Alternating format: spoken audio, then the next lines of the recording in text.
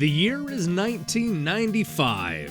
Waterworld was gasping for air at the box office. Kids were collecting pogs, and the entire world started doing the Macarena.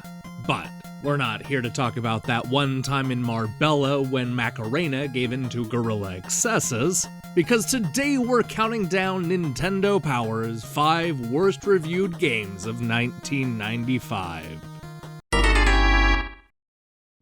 Hot on the heels of Electronic Gaming Monthly calling it the Game of the Year, Samurai Shodown received low marks from the persistently baffling Nintendo Power. They liked that it was a fighter with a difference, but balked at the low challenge and repetition. They also complained that the Super NES port didn't offer the close-up fights found in the original. Nintendo Power gave the game a 2.7 out of 5, which is considerably lower than the competition. EGM gave the 16-bit version mostly 8s, praising the extra modes. Game players agreed, giving it an 85% and concluding that this is an excellent change of pace fighting game. The critic consensus was that Samurai Shodown wasn't as good as the arcade original, but certainly not as bad as this Nintendo Power score would suggest. While never as respected as Bases Loaded, RBI Baseball did manage to attract a large following in the 8-bit era. Unfortunately, Nintendo Power didn't feel this Super NES sequel was ready for the big leagues. The editors complained that Super RBI Baseball had simple character graphics and a slow base running speed. They also had a difficult time with the hitting controls, which is half the fun of a baseball simulator. They recommended players stick with King Griffey Jr. or MLBPA Baseball.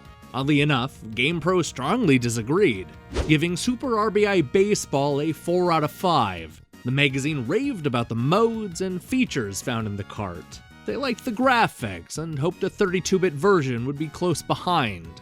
While that didn't happen, the series did make a comeback in 2014 when it hit the Xbox and PlayStation consoles. In a year when Killer Instinct was named one of the best games of 1995, it's certainly strange to see both Samurai Shodown and Street Fighter II end up on the opposite list. To Nintendo Power's credit, they mostly enjoyed Street Fighter on the Super NES. But after 3 16-bit installments, Nintendo Power wasn't ready to follow Street Fighter to the Game Boy. The editors complained that it's too slow and has a limited selection of characters. They were also miffed about the gameplay, recommending gamers stick with the console releases. Electronic Gaming Monthly largely agreed, but did give the game higher marks. Most seemed to agree that the portable version worked better than they imagined, but still wasn't that great. GamePro was even less generous, giving Street Fighter II a 2.5 out of 5. Once a staple of the arcade scene, 2D beat-em-ups were looking a bit long in the tooth by 1995. Nowhere was this more evident than Mighty Morphin Power Rangers the movie, an unimaginative brawler hobbled together to coincide with the quartet's big screen debut. Beyond being wholly generic, Nintendo Power complained that you can't tell if the enemies are in the foreground or background track. GamePro disagreed, noting that it has better graphics and gameplay when compared to the last Mighty Morphin Power Ranger game. They also appreciated the 2-player mode, giving it high marks across the board. When Pinball Dreams was released, critics weren't exactly blown away. They gave the cart middling scores and figured that would be the end of the franchise. But that did not end this Game Tech series. 1 year later, the company unleashed Pinball Fantasies, an even worse sequel that received almost no support. Nintendo Power griped about the simple graphics, complaining that they aren't very realistic. GamePro went even further, giving the game a 1 out of 5, calling it unimaginative. They hated the control and scrolling, concluding that Pinball Fantasies is nobody's dream come true. Next Generation also took issue with the game, giving it 2 stars out of 5.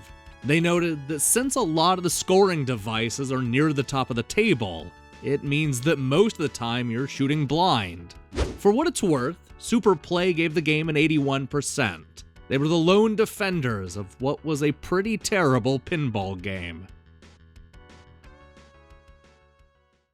Hey, thanks for watching the season finale of Nintendo Power's Best and Worst series. We've seen the highs and lows from 1989 all the way up to 1995. And now it's time to switch gears and talk about Electronic Gaming Monthly. But before we do that, I'm planning a large wrap-up episode where I look at which years were best, what were some of the worst games, and so on and so forth. I also want to answer your questions about Nintendo Power reviews, so do me a favor and submit all the questions you have in the comment section below. Who knows, maybe you'll see yourself in the next episode. As always, click the subscribe button if you haven't already and support what we're doing here. Until then.